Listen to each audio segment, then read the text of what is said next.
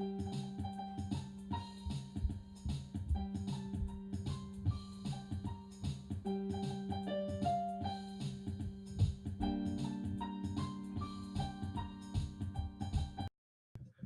right, good morning.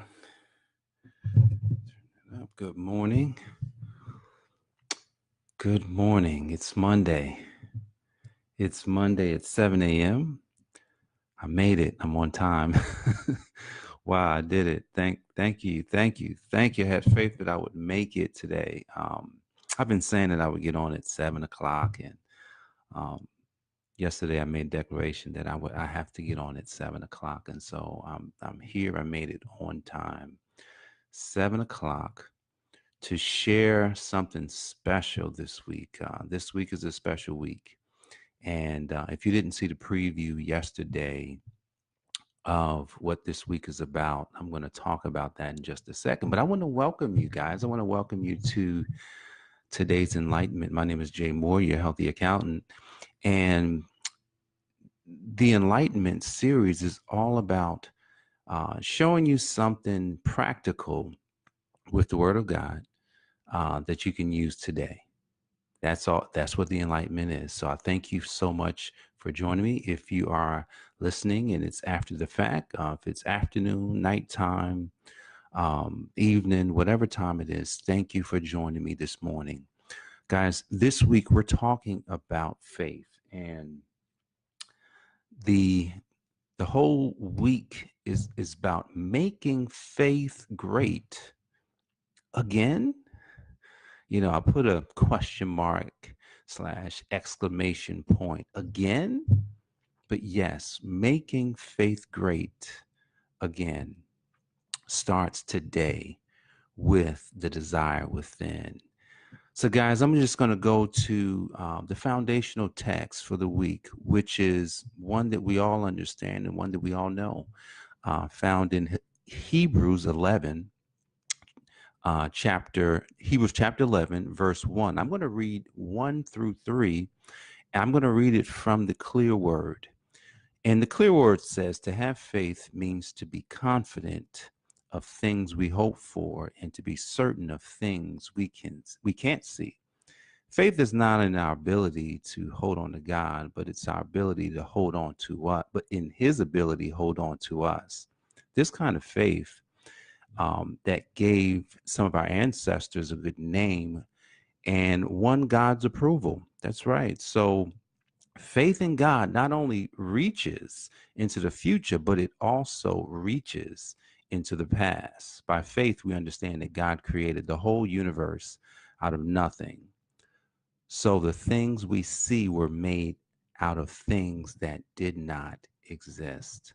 The desire within. And, you know, everyone starts somewhere. And when I was young, I remember picking up a $20 bill. My dad had a $20 bill in his wallet.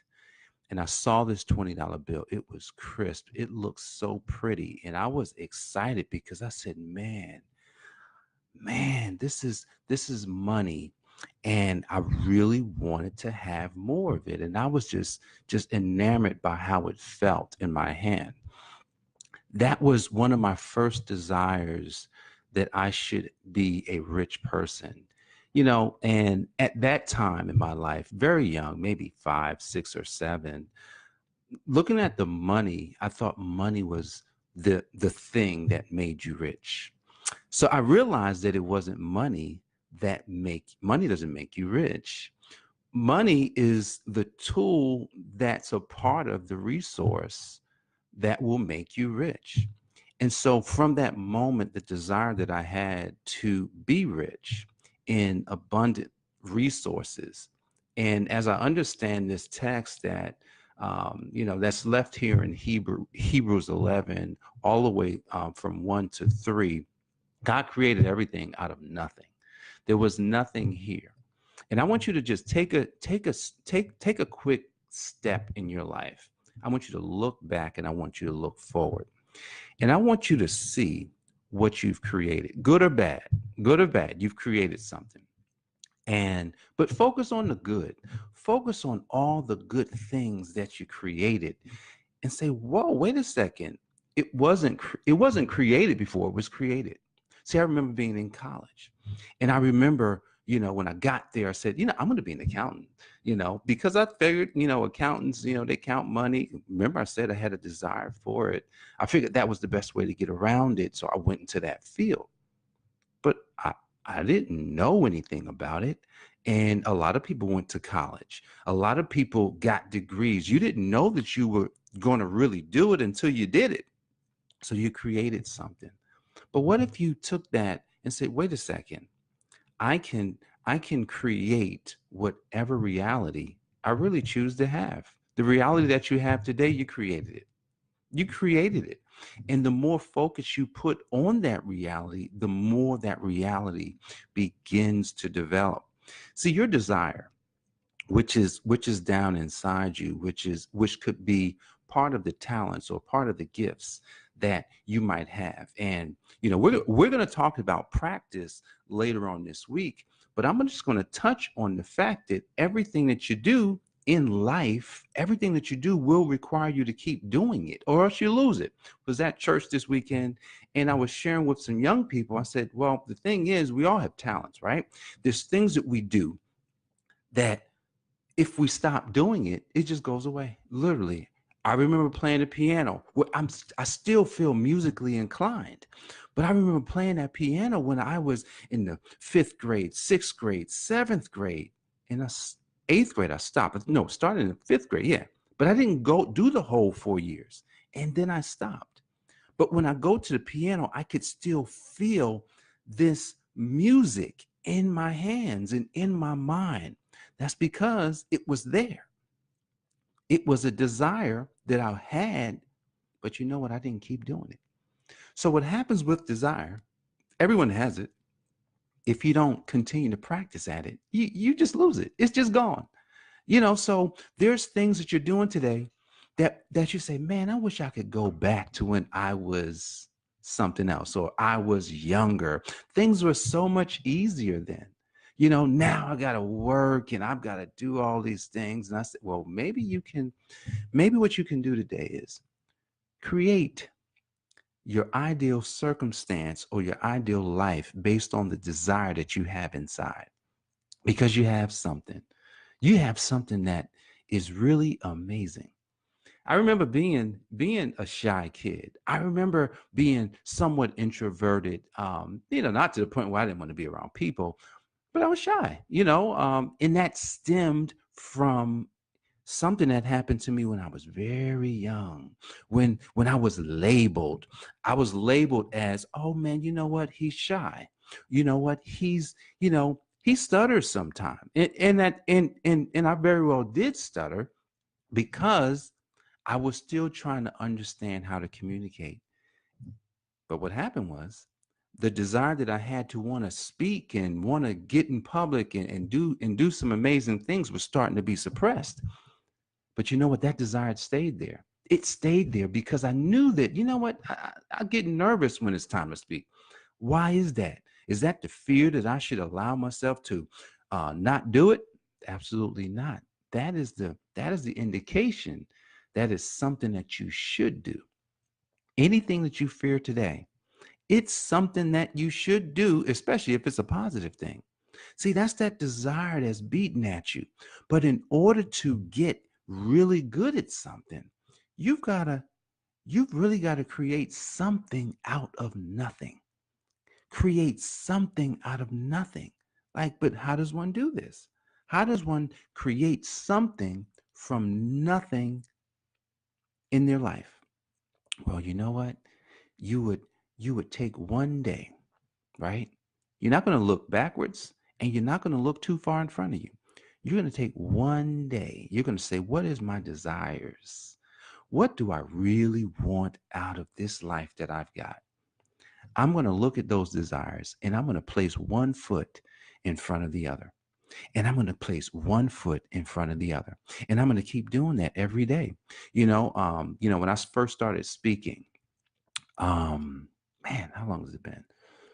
Maybe it was really after my brother died. My oldest brother passed in 2013. And it was that year All of a sudden I started doing more public speaking.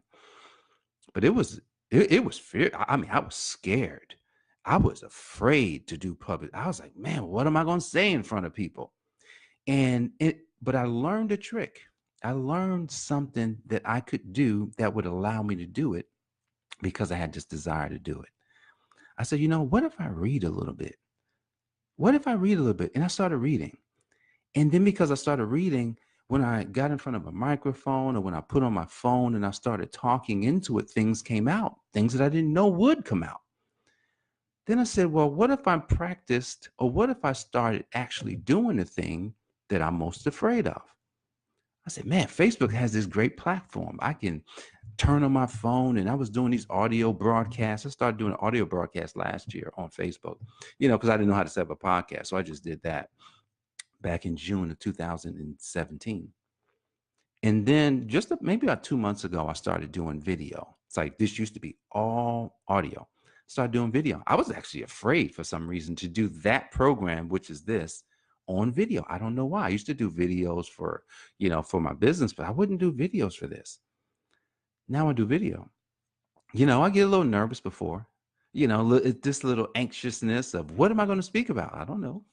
But I have a topic. I said, I got to get topics. I got to get series, because there's a desire that there's a change that I want to make. And I know there's a change that you want to make. I don't know what the change. I have no idea what change you want to make. No idea. But whatever that change is, I'm going to ask you to look at the desire that you have inside of you. See, that's where the faith starts. It starts tiny. They say when you have the faith of a mustard seeds are tiny. God said that he would help you to move a mountain if that was his plan. So what mountain do you have in front of you that your desire is wrapped around? There's a mountain there. He wants to remove that mountain because he wants you to take that mountain and show somebody, hey, look at what I've been able to accomplish because I had just a little bit of faith. Just a tiny bit. You don't have to have a huge amount. You just have to have a small, tiny amount. That's it. It starts small. Like this program, it's starting small. I've got a big idea for it. I hired my son into my business. Hey, if you got kids, you got a business, you got to make them work for you. I hired my son into my business. He loves doing video editing. I said, hey, man, you're going to take every video that I do and you're going to edit them. You're going to post them on YouTube because we're going to push them. We're going to make them go further. We're going to make them go further. I've got a desire that more people should hear something positive. More people should hear things that they can use on a daily basis. There's so much noise today on Facebook, on Instagram, on Snapchat, on you. There's so much noise. There's so much crap. There's so much politics. There's so much that will drown out all of the good. Watch the news and see what happened to you. Stop watching the news years ago. Watch the news. It will just drown out your desires. Tell you that you can't do it. Tell you that you're not good enough. Tell you that it's not possible. Tell you that there's no way that you can change. That is the narrative that a lot of people think. Why do you think people are taking their lives? Kids take their lives because, someone made fun of them. They're being bullied. Man, this stuff is not new. Man, I got bullied. People wanted to fight and beat me up. We got bullied. But for some reason, life has changed and now people take their lives. People are walking into schools. People are killing people in churches. Like, what's going on? Because their minds have been stolen away. The desires have been taken. But you've got desires. You've got a desire to do something that's bigger than you. It's your moral duty. It's your obligation. It is very ethical that today you look at your desire and you move toward that desire every single day. Come back here tomorrow as we discuss more on these topics of how to make faith great again. But it starts today with the desire that you have within. because you have to recognize what that desire really is so that you can see where you're going to go, and then you can actually build a life and build a plan around that desire. There's no desire, there's no thing too great. There's nothing too great for faith.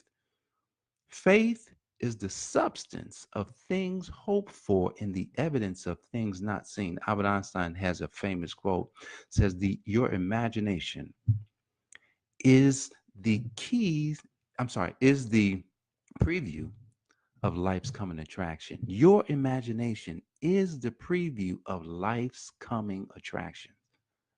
What does that mean? It's like a movie. You go to movies and you see, oh, this is coming in a few months. What have you seen in your life? What is it that's flashed in front of in front of your mind? What are those things that you're thinking about? That's a preview of what's to come. So that's the desire. Start with the desire. Look at the preview because that's what you're going to have to build your faith off of. I gave a story on this weekend to some young folks. I said, because I live in this development that, there's not many developments where I live, but where I live, there was this development that was built. And I said,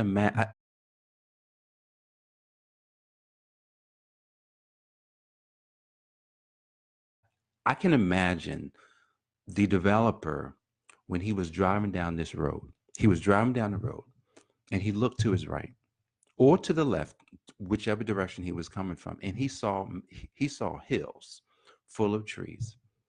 He says, man, that looks like a good place to build some homes.